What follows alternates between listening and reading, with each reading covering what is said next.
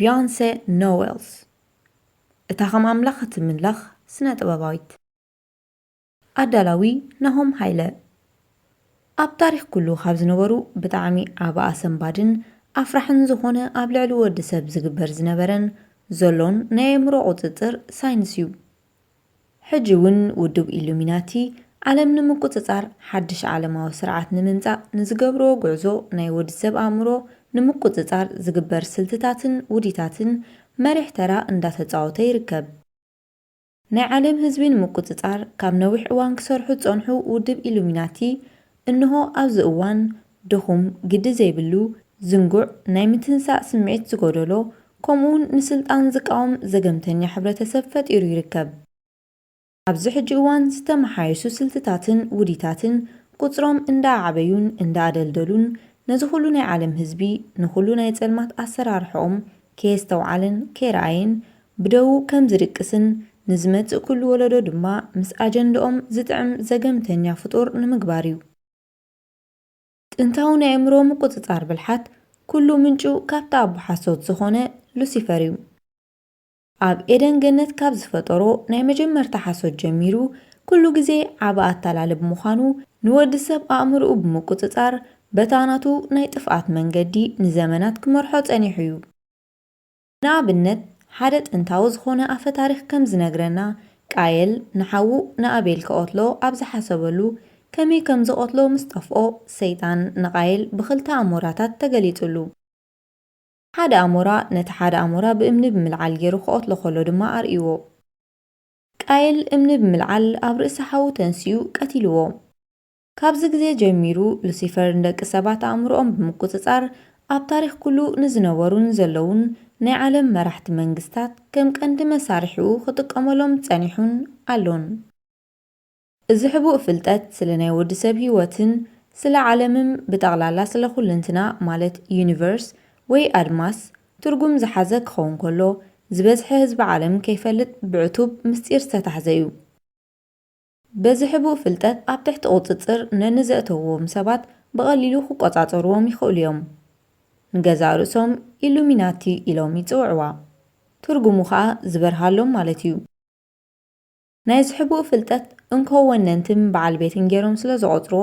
ንነብሶም ካብ ማንም ናይ ወዲ ሰብ ዘርእን ላዕሊ ገይሮም ይቆፅርዋ ካብዝን ላዕሊ ውድብ ኢሉሚናቲ ንወዲ ሰብ ንምምራሕ ዝኣክል ካብ ፈጣሪ ዝተዋህቦም ሓይልን ጥበብን ከም ዘለዎም ይኣምኑ ውድብ ኢሉሚናቲ ኣብዚ ዓለም ዘሎ ህዝቢ እዚ ሕቡእ ፍልጠት እንድሕር ረኺቡ ዓለም ክቆፃፀርዋ ከም ዘይክእሉ ኣፀቢቖም ይፈልጡ እዮም ነዚ ፍልጠት ካብ ምክፋል ንላዕሊ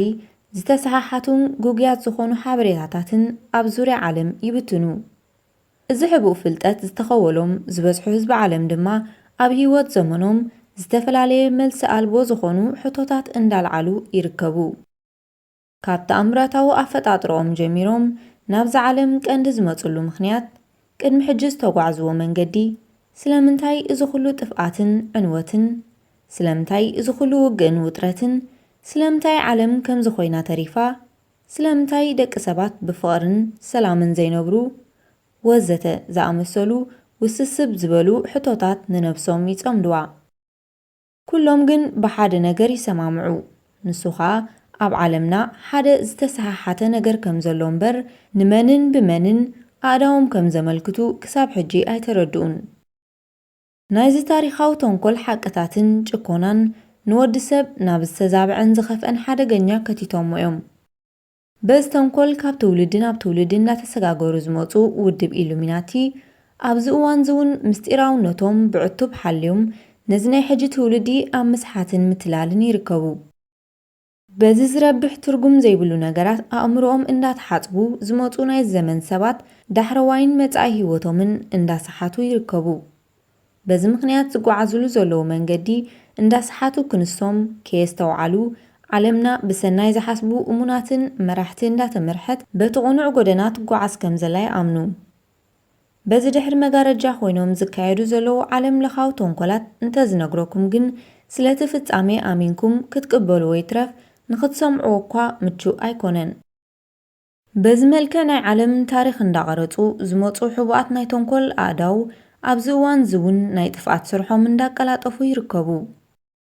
بعلم درجة ببجزئون وانون زخصوت زلو بوليتيكاوي محبرسباوي قطباو قلولاوات بزي ولا حنت مخنيات زيكونس نحادا عب علامة بزسرحو حبوات حايلتات زك أنابابرون زكوها حالون يوم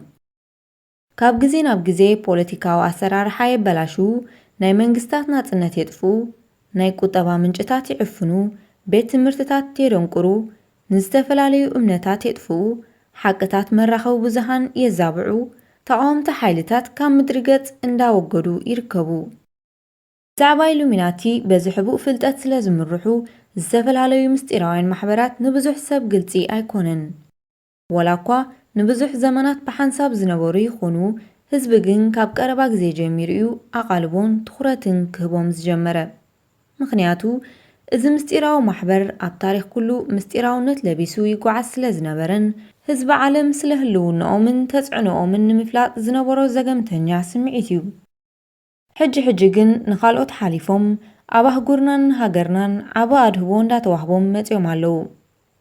كاب جزينا بجزي اندا قولحو زموتو تسعنو أمن تنقلاتو من نمك العزركو بزلو تأمامن تحابريتاتاتن مرتعوتاتن عب موداتا هزبن منكح عب تران دا تتعوتو يركبو ودب إلوميناتي عالم نمكو تتار أقداس زبهال كلو أقدمهم تقوتاتيروم يوم كام مجمرتا خم تزقبا إدن قوانتن بمخان بزسن بد كونتات ملو هيوتنان محبر سبنان كيستو عالنايو تقوتاتيروم نايوم كاب عبيت مرحت عالم جميروم عالم مخاوين بانكتات عبيت بوليتيكاوين مراخب بزوهان ناي مزناقعي اندستريتات كوم اون أقداسن أوران زبهالو ناي عالمنان بيت احفتاتن محبراتن بمكوتتار أطاميرو بمحاس معرخن دي نسمعيتاتنا التحساسبانان محبر سبنان منفساونتنا كوم اون بعبيو ننابرانان هيوتنان بغليلو حقوقاتارنا خمزخلو بمجنزاب يكاليو زخلو نبزحات قاشا نگر كخوني خليو كوينو جن نايز مستيراو محبر تنكل بتنكارا تريكولاتا استحاصر بمخانو كابزن لعلي جزيفن أفرحنيو اسكا حنساب بتصمونا نحسب نمنتاي مسلكم ناي تلفزيون مسكوتاتنا كاب جزينا بجزي ناي تفقاتن بالشونان مسبخن دخون متيوم فيلمتاتن موزيكاتاتن نمنتاي بمثل ناي عرقان تراي اندعالغلغو متيوم زخلو نورن بالشونان سلمتاي معرخن دزي تقبالنت كركب كيلو كنتونت تفقات تميت تلاقاب حمام نايزر مدفع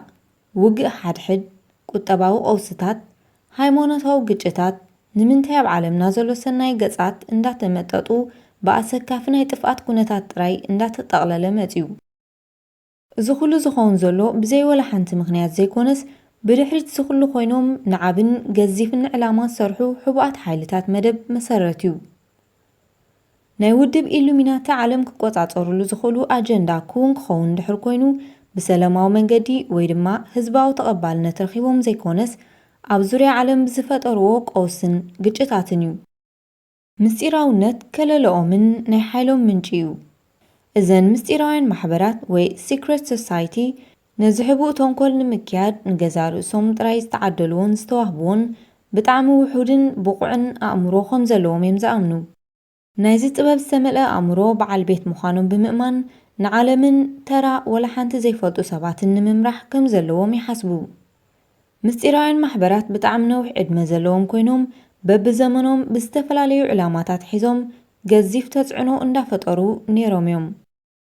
كلو نگروم قدم بزح شح عامتات جمره خون كلو Brotherhood of the Snake بمبال دفلتو تنتاو ناي مستير محبريو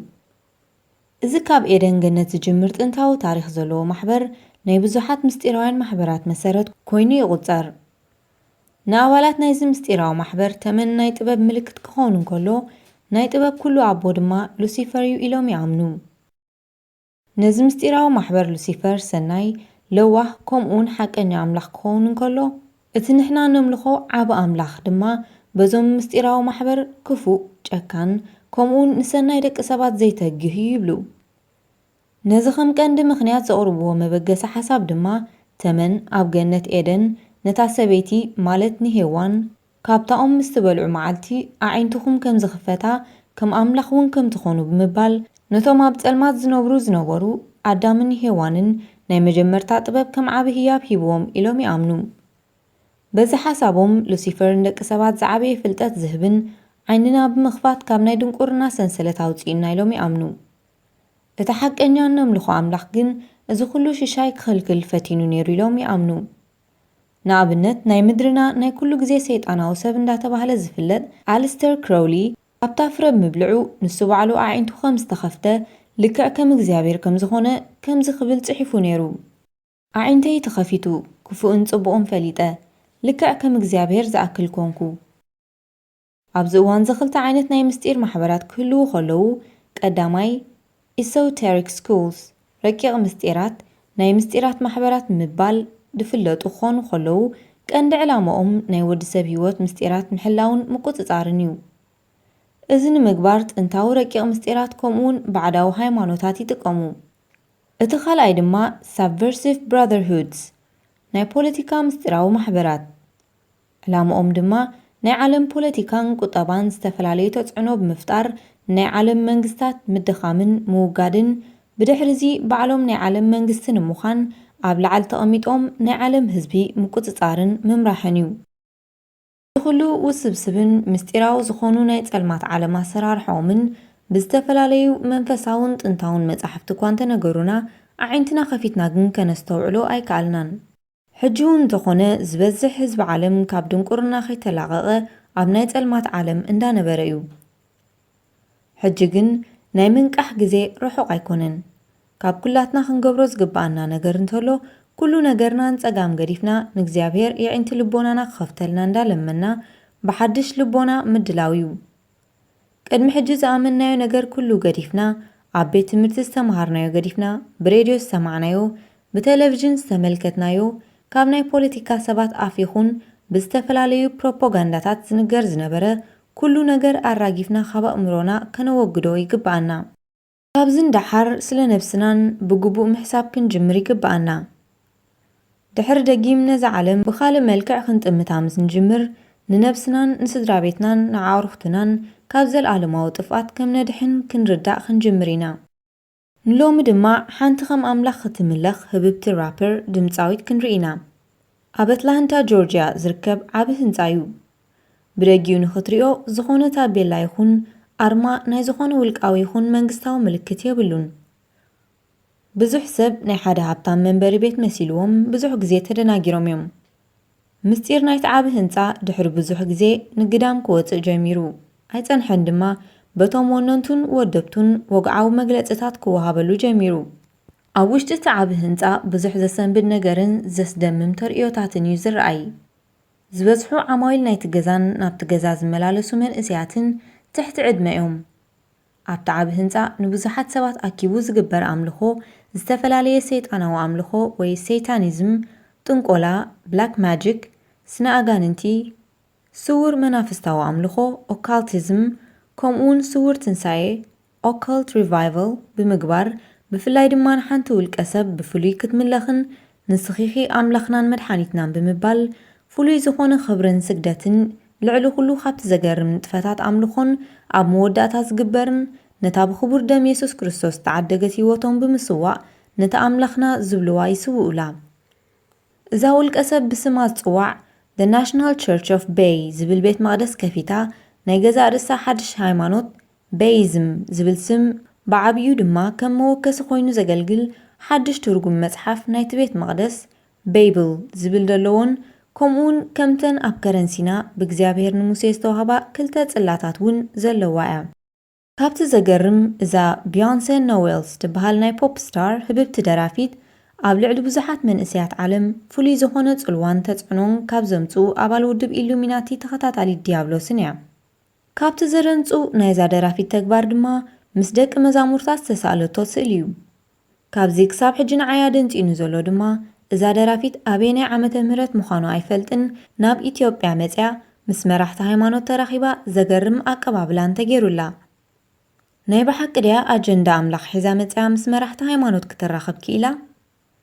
እዚ ሞ ክኸውን ከም ዘይክእል ብዙሕ መርትዖ እኳ እንተሎ ሕቡእ ኣጀንዳታት ጸልማት ሒዛ መፅያ ኣብ ኢትዮጵያ ክትገብሮ ዝደለየት ከም ዘሎ ይፈልጥ። ነዛ ህብብቲ ደራፊት ብዙሓት ሰባት ትስዕብዋ ከም ዘለኹም ከም ርድእ ወሲደ ካብዚ ነዚ ጽሑፍ እዚ ዝሰማዕኩምሉ ሰዓት ጀሚርኩም ናብ ፈጣሪኹም ክትምለሱን መንገድኹም ዳግመ ግምት ምግባር ካብ ዝመወዳእቱ ጥፍኣት ዝኾነ መንገዲ ክትምለሱ ብፍቕሪ ኣምላኽ ይምዕደኩምን የጠንቅቐኩምን።